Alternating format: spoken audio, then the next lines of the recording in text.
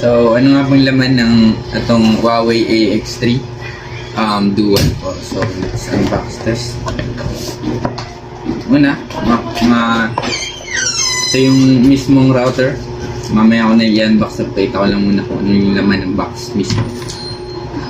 And mamaya, I'll be teaching din kung paano papaganahin to and paano siya i-set up. So, ito, ang kasama niya sa box is itong LAN cable na maigsi. So, this is a Cat6 LAN cable na maigsi lang to. Pero, yun nga is, ang kakabitan mo ng Wi-Fi is sobrang layo. Kailangan mong bumili ng Cat6, no? Yung mga ganito. Meron nito sa Shopee. I think it's per 10 meters. May mabibili ka na per 10 meters. Tapos tag 100 plus naman yan. Then, ito, yung kanyang power adapter. And itong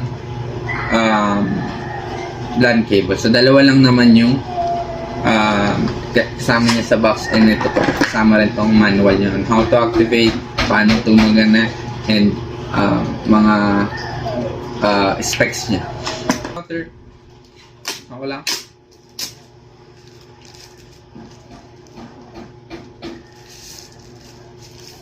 Ito yung router mismo. Pwede natin siyang, yung antenna niya pwede natin iangat para mas malakas kumuha ng signal. So, dito naman, meron ang unang port is itong power port niya, kung saan natin sasaksak para gumana. Ito yan. Nasaksak mo dyan. Tapos, dito naman sa LAN cable, yan. So, kapag ikakabit nyo na to guys, isasaksak mo to sa one cable niya. Itong unang port, this is a one cable para sukan siya ng internet. Then, ganyan. Pagkabit mo yan, ready to use na to. So, ang gagawin mo na lang is yung main router mo or yung Wi-Fi mod router mo mismo, dun mo to sasalpak para magkaroon ng internet. And I'll teach you how para ma-activate to. Sobrang dali lang. Tapos tuturuan din kayo sa application nito para kung paano kayo kumita and paano nyo ma-monitor yung mga client nyo, kung sino lang dapat yung mga nakakonect. So I'll teach you how paano i-access din yung application na yun as our admin access. So, yan. So, ituturo ko na sa inyo ngayon kung paano siya i-activate. So, una, isasalpak muna natin tong Huawei para mag-power on dito sa ating, para ma-monitor ko tong mga na-connect or yung mga connected na router din dito. Tapos, ano lang, plug in lang natin. Tapos, tapos na to, okay na to. Kailangan na lang natin i-set up dun sa phone para gumana at magkulay green. So, as you can see guys, magkukulay green to kapag may internet na. So, as of this moment, wala pa tong red pa to. So, ngayon guys, ituturo ko naman sa inyo paano i-configure yung router na yun para magkaroon ng internet access. So, click ko lang to. Punta tayo sa Wi-Fi. Tapos, antayin lang natin mag-pop up yung Wi-Fi na yun. So, ito yun guys. Kung may nakakita kayo, may nakalagay dito na save. Itong Huawei 1007. Ito. IT6B. So, kukonect lang tayo dyan. Connect to network. Then, dito na tayo mapupunta kung saan ilalagay natin ng password yung admin access natin and password yung mismong router. So, I agree. Let's get started. Dahil lang natin mag-buffering para yan. So, dito, pwede natin set up yung Wi-Fi network name. So, lagay natin dito TechRay. Tapos, lagay natin yung Wi-Fi password mismo. Yan. Wi-Fi network password. So, click natin tong. Ang lalagay kong password is birthday ko March then 2023. So, ayan yung magiging password ko. March 2023.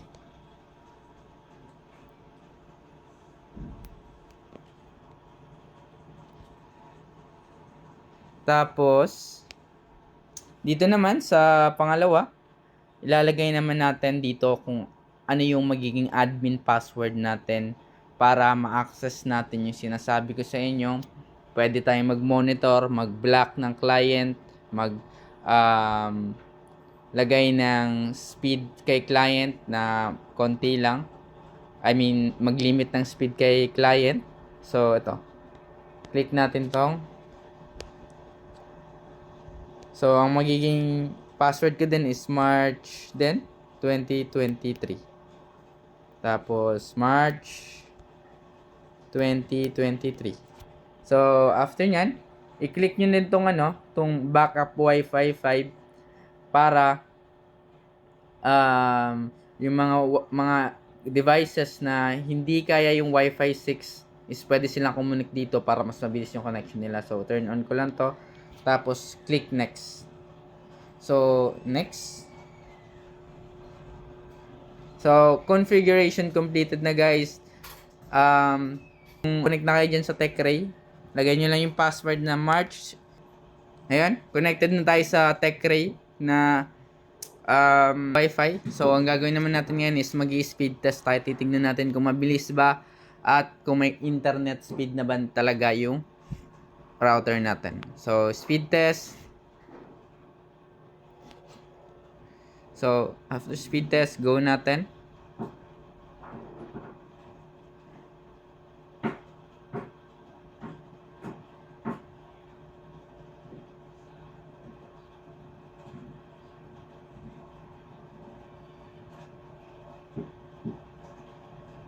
Yan, makikita nyo ang plan ko is 200 Mbps. Umabot siya ng 278 Mbps and ang upload speed niya is 329 upload speed. Then ping is 6 ms lang. This is really good pag gaming ang gagawin nyo, Mobile Legends or any type of game. Tapos yan, sobrang bilis niyan. Walang kalaglag yan sa Mobile Legends, guys. So, next naman is tuturuan ko naman kayo paano i-access yung admin access na sinasabi ko. So, ito. Punta lang kayo sa Google Chrome nyo, guys. May kailangan tayong i-download na application. Yung application na kasi na to, hindi to nada-download sa Google Play Store kasi it's a private application ni Huawei lang. So, search natin yung AI Life. Go. Tapos, click natin tong Huawei AI Life. Yan. Ayan na yun. Click lang natin yung install. So, yan. Pag click mo ng install nyan, guys, may install na yan. Tapos, ang itsura niyan is ganito. Ito. Yan. Ito. Kulay blue siya. Tapos, meron siya, basta nakakita nyo naman sa screen. So, ayun guys. Tuturo ko na sa inyo kung paano kumitas gamit tong router na to and paano mag-limit ng speed. Then, paano mag-block and paano ba yung ginagawa ko sa Wi-Fi business ito. So, una, syempre, kiklik mo yung admin access mo. So, kung makikita nyo, ito yung admin access. Ginawa ko dito guys, kung makikita nyo, meron akong 5 routers online. Ibig sabihin yan, 5 routers yung nag-install ko sa admin access ko na to. Pero, meron din ako sa kabilang bahay na 7 routers naman yun. Yun, ang ginawa ko, each of the router guys, kinausap ko muna yung mga household dito sa barangay namin. Tananong ko kung gusto ba nila magkaroon ng wifi. For example, itong pinangalatan ko na si Boyet. So, kapitbahay ko, tinanong kung gusto niya magka-wifi sa murang halaga lang. Siningil ko siya ng 1,000 pesos, tapos pumayag naman siya. So, we agreed na 5 yung device na pwedeng mag-connect. Tapos, yun, ayan, namimonitor ko naman sila dito. So, after ko siya makabitan, may nagpakabit ulit sa akin. Ito naman si Nisha. Malapit lang din to sa amin, mga 20 meters ahead. So, bumili lang ako ng Cat 6 na LAN cable. Then, kinonect ko from bahay nila Boyet to Nisha. Tapos, ayun, nakikita ko na yung access niya rin dito. Bali, sa 20 meters na yun, magko-connect sila hanggang sa lumawak yung coverage mo. So, you're hitting 2 birds and 1 stone dito. Kalalawak na yung coverage mo, nagbabayad pa siya ng monthly. Tapos, pag mas malawak yung coverage mo, ibig sabihin, dun mo pwedeng Wi-Fi hotspot. So, paano naman yung mangyayari yung Wi-Fi hotspot? For example, meron akong connected device dito na 16. For example, itong Huawei Nova 7i. So, sabi niya sa akin, magko-connect daw siya sa Wi-Fi ko kasi ang lawak ng coverage nito, abot sa bahay nila. Sabi niya, connect siya sa Wi-Fi ko and magbabayad siya monthly for 300 pesos. So, pumayag na ako kasi isang device lang naman. So, eto, lalagyan ko siya ng pangalan na, for example, ang name niya is si Faye. Para hindi ako malito. Faye. So, si Faye, etong si Faye dito, meron tong binabayaran sa akin na 300 pesos monthly. Tapos, if she failed to pay ng monthly niya, pwede ko siyang i-block or kung allow dito, pwede kong turn on para hindi siya makakulik and nasa blacklist na siya. So, pag sinabi niya, magbabayad daw siya. So, pwede naman nakalagay sa mga blacklist. So, easy lang. Maya-maya online ako yun. Then, pwede na siya. Then, ito naman sa may problema sa mga is nagpa-connect or nagpa-scan sa ibang tao.